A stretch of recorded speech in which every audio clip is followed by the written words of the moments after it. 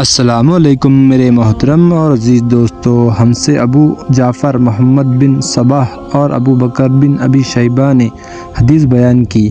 حدیث کے لفظوں میں بھی دونوں ایک دوسرے کے قریب ہے۔ دونوں نے کہا، ہم سے اسماعیل بن ابراہیم نے حدیث بیان کی، انہوں نے حجاج ثواب سے، انہوں نے یحییٰ بن ابی کثیر سے، انہوں نے ہلال بن ابی میمونہ سے، انہوں نے عطا بن یسار سے، انہوں نے حضرت معاویہ بن حکم سلیمہ رضی اللہ عنہ سے روایت کی۔ انہوں نے کہا، میں نے رسول اللہ صلی اللہ تعالیٰ علیہ وآلہ وسلم کے ساتھ نماز پڑھ رہا تھا کہ لوگوں میں سے ایک آدمی کو چھینک آئی تو میں نے کہا، یا رحمکم اللہ، اللہ تجھ پر رحم کرے۔ لوگوں نے مجھے گھورنا شروع کر دیا۔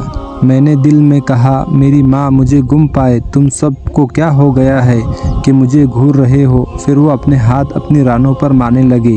جب میں نے انہیں دیکھا کہ وہ مجھے چپ کرا رہے ہیں تو مجھے عجیب لگا، لیکن میں خاموش رہا۔ جب رسول اللہ صلی اللہ تعالیٰ علیہ وآلہ وسلم نماز سے فارغ ہوئے، میرے ماں باپ آپ پر قربان، میں نے آپ سے پہلے اور آپ کے بعد آپ سے بہترین کوئی معلم سکھانے والا نہیں دیکھا۔ اللہ کی قسم، نہ تو آپ نے مجھے ڈانٹا، نہ مجھے مارا اور نہ مجھے برا بھلا کہا۔ آپ نے فرمایا، یہ نماز ہے، اس میں کسی قسم کی گفتگو روا نہیں ہے، وہ تکبیر اور قرآن کی تلاوت ہے۔ یا جیسے رسول اللہ صلی اللہ تعالیٰ علیہ وآلہ وسلم نے فرمایا، میں نے عرض کی، اے اللہ کے رسول، میں ابھی تھوڑا عرصہ پہلے جاہلیت میں تھا اور اللہ نے اسلام سے نواز دیا۔ ہم میں سے کچھ لوگ ہیں جو کاہنوں یعنی پیشن گوئی کرنے والے کے پاس جاتے ہیں۔ آپ نے فرمایا، تم ان کے پاس نہ جاؤ۔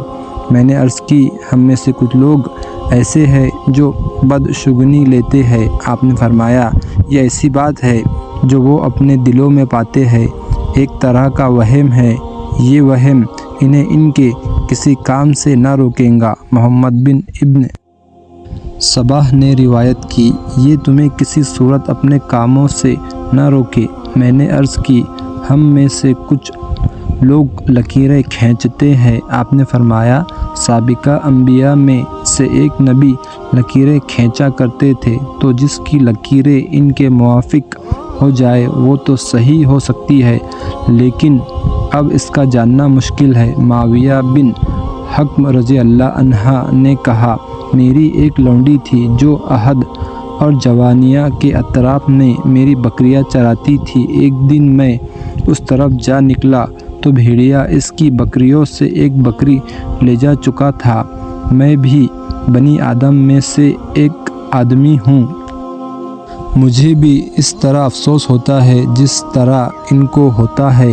مجھے صبر کرنا چاہیے تھا، لیکن میں نے اسے زور سے ایک تھپڑ جڑ دیا۔ اس کے بعد میں رسول اللہ صلی اللہ تعالیٰ علیہ وآلہ وسلم کی خدمت میں حاضر ہوا تو آپ نے میری اس حرکت کو میرے لیے بڑی غلط حرکت قرار دیا۔ میں نے عرض کی، اے اللہ کے رسول، کیا میں اسے آزاد نہ کر دوں؟ آپ نے فرمایا، اسے میرے پاس لے آؤ۔ میں اسے لے کر آپ کے پاس حاضر ہوا۔ آپ نے اس سے پوچھا، اللہ کہاں ہے؟ اس نے کہا، آسمان میں۔ آپ نے پوچھا، میں کون ہوں؟ اس نے کہا، آپ اللہ کے رسول ہیں۔ تو آپ نے فرمایا، اسے آزاد کر دو، یہ مومنہ ہے۔